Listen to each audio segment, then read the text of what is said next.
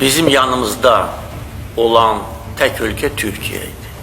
Ve buna göre biz Türk kardeşlerimize minnettarıq. Hem işgal dövründe hem muharebe dövründe bize daim siyasi ve manevi destek vermiştir. Müslüman ülkeleri, onlar İslam Əməkdaşlıq Təşkilatı çərçivəsində bizim təkliflərimizə həmişə müsbət reaksiya verərək lazım olan qərar və qətnamələri qəbul etmişlər. Ancaq bütövlükdə götürəndə bizim müharibəmiz və işgal tariximiz bütün başqa buna oxşar hadisələrdən fərqlənir. Çünki yenə də deyirəm, işğalçıya qarşı heç bir sanksiya tətbiq olunmadı. Bugün dünyada müxtəlif yerlərdə müharibələr gedir, toqquşmalar, münaqişələr baş alıb gedir. Dərhal ya beynəlxalq təşkilatlar, ya böyük nüfuzlu ölkələr nə edirlər? Sanksiyalar tətbiq edirlər. Və sanksiyaların da əlbəttə ki, böyük təsiri var. Xüsusilə Ermənistan kimi kiçik və zəngin olmayan, demək olar ki, kasıb ölkəyə əgər sanksiyalar tətbiq olunsaydı, əlbəttə ki, Ermənistan işğala son qoyardı.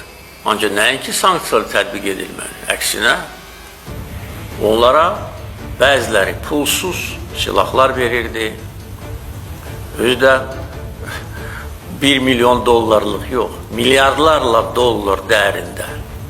Və bizim həm 2-ci Qarabağ müharibəsi, həm antiterror əməliyyatı nəticəsində Ermənistandan qənimət kimi götürdüyümüz və məhv etdiyimiz silahların pul dəyəri hardasa 5-6 milyard dollardır.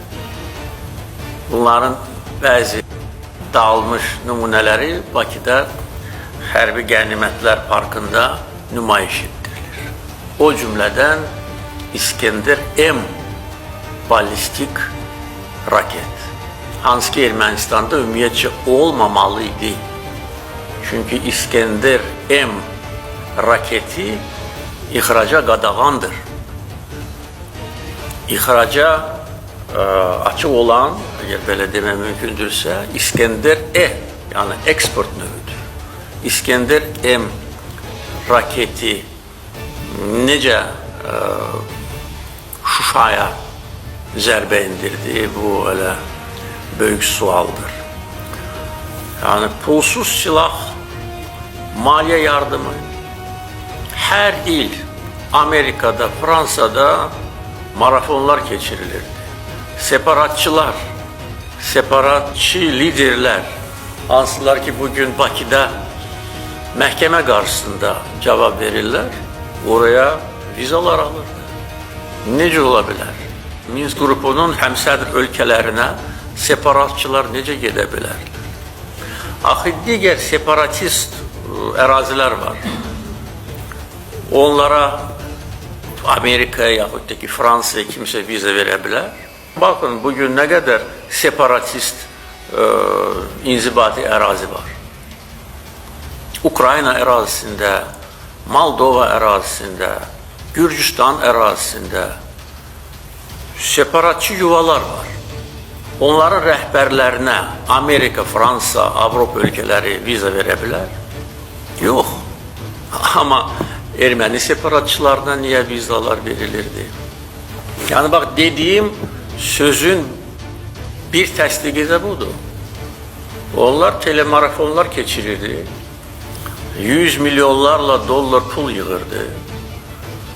Onlara gizli mənbələrdən də pul götürülürdü. Bir məqsədlə ki, bu torpaqları əbədi işğal altında saxlasın, Azərbaycan xalqına divan tutsun və